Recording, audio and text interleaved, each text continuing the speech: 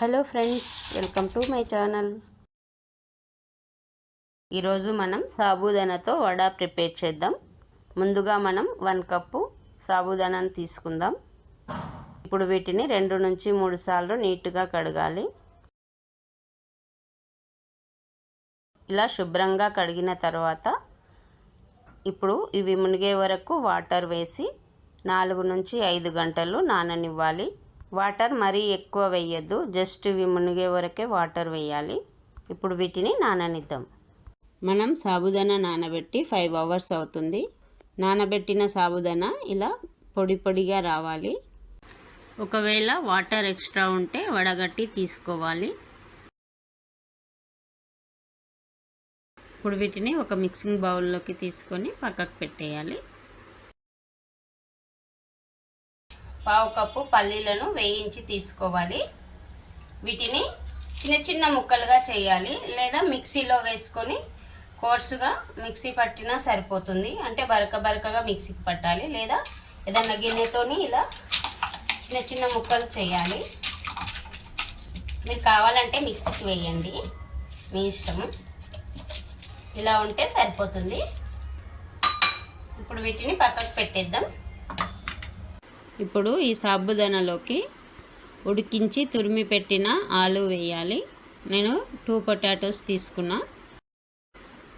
ఈ సైజులో ఉన్న స్పూన్తో 3 స్పూన్స్ బేసన్ వేయాలి, అదేనండి శనగపిండి వేయాలి.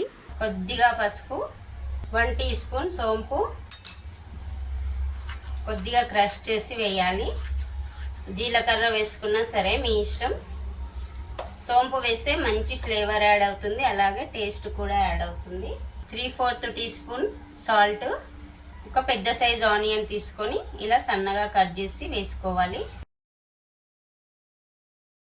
ఒక 3 పచ్చిమిర్చి తీసుకొని ఈ విధంగా సన్నగా కట్ చేసి వేయాలి.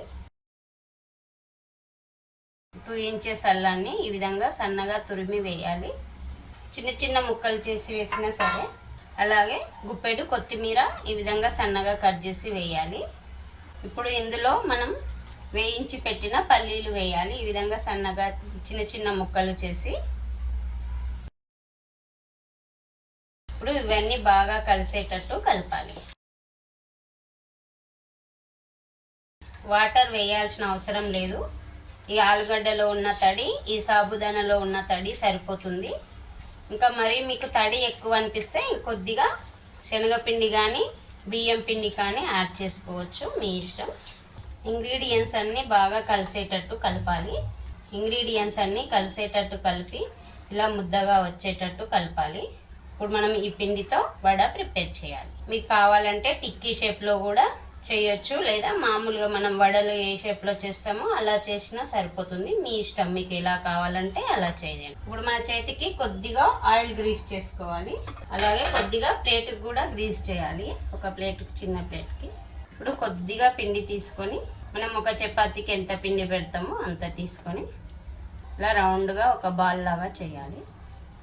చేసి జస్ట్ ఇలా మన ఫింగర్ టిప్స్తో ఇలా ఫ్లాట్గా చేసి మధ్యలో హోల్ పెడితే సరిపోతుంది.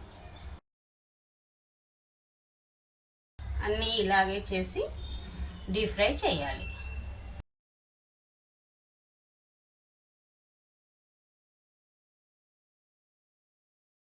ఇలా ప్రిపేర్ చేసి డీప్ ఫ్రై చేస్తే సరిపోతుంది.